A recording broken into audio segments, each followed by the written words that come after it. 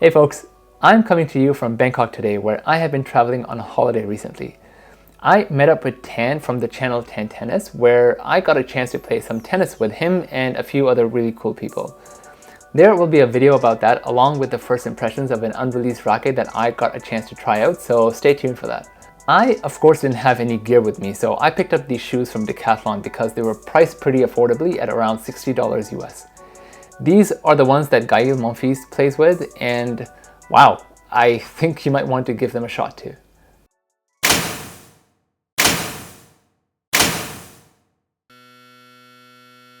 I want to start with a disclaimer first, which is to explain why I'm putting up a video about this shoe to begin with.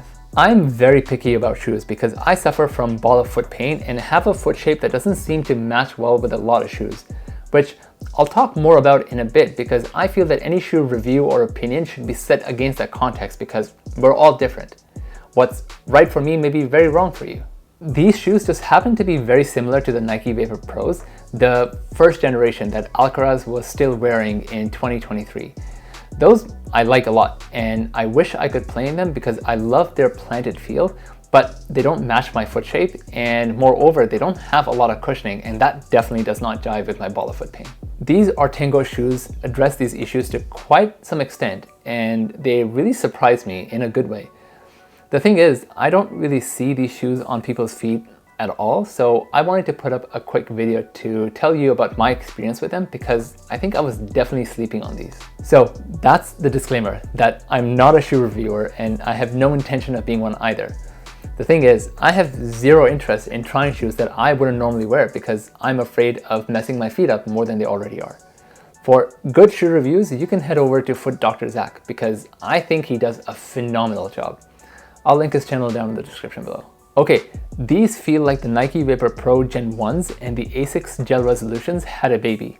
And for the right person, these might even be better than either of those shoes.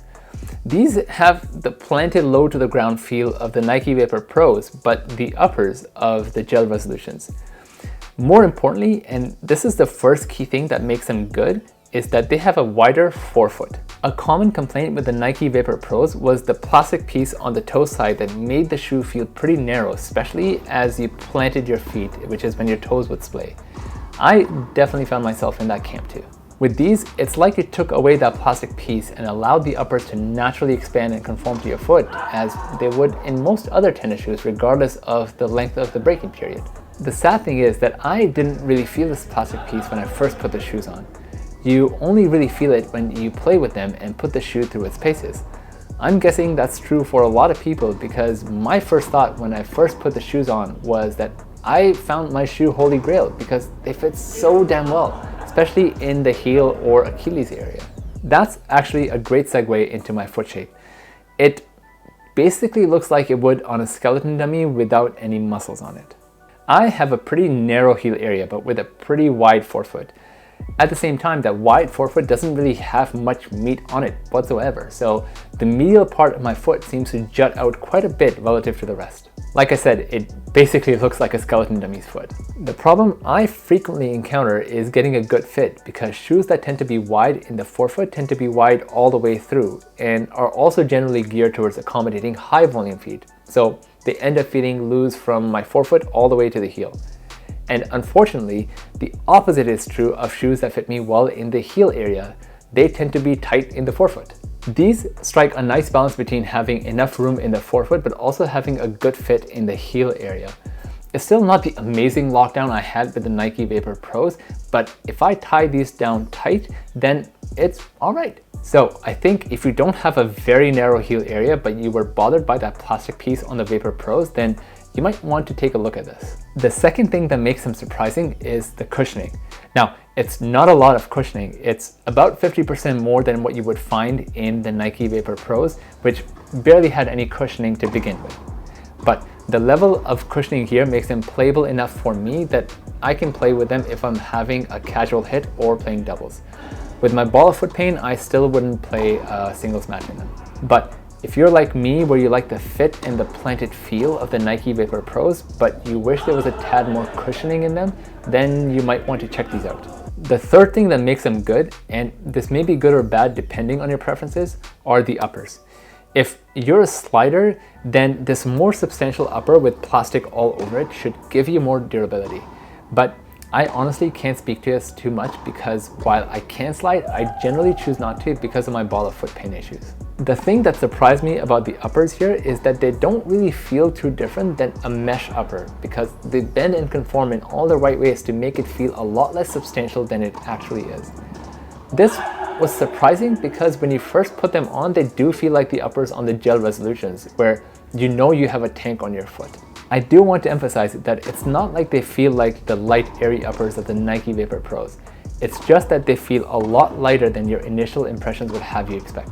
I do want to remind you that what I've said today is unique to my own anatomy, so please bear in mind that your experience may vary. But if what I've said today about my own foot shape and preferences resonates with you, then I think you should at least take a look at these because they really are good for their price. Even though this is not a shoe I would play with regularly, I was very pleasantly surprised, so I thought I would let you folks know about it. Just as a reference, I play with the Nike Zoom NXTs. They're still not perfect for me because I still have that heel fit issue to some extent, but they definitely address my wide forefoot and especially my ball of foot pain issues very well because of that Zoom turbo unit in the forefoot.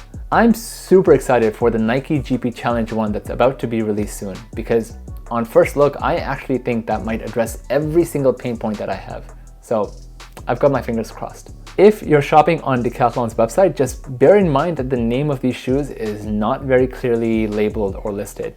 I think these are called the TS960s, but on their website, they're called Multi-Core Choose Strong Pro, which is not intuitive. I'll leave the links down in the description below so you don't have to go hunting too much, but just beware, there's another shoe that looks very similar called the TS500s, I think. It's not the right one. So if you want this one, just check my links. No affiliate, none of that stuff, just so I can point you in the right direction, okay? That's it for Sweet Spot on Vacation. See you in the next one.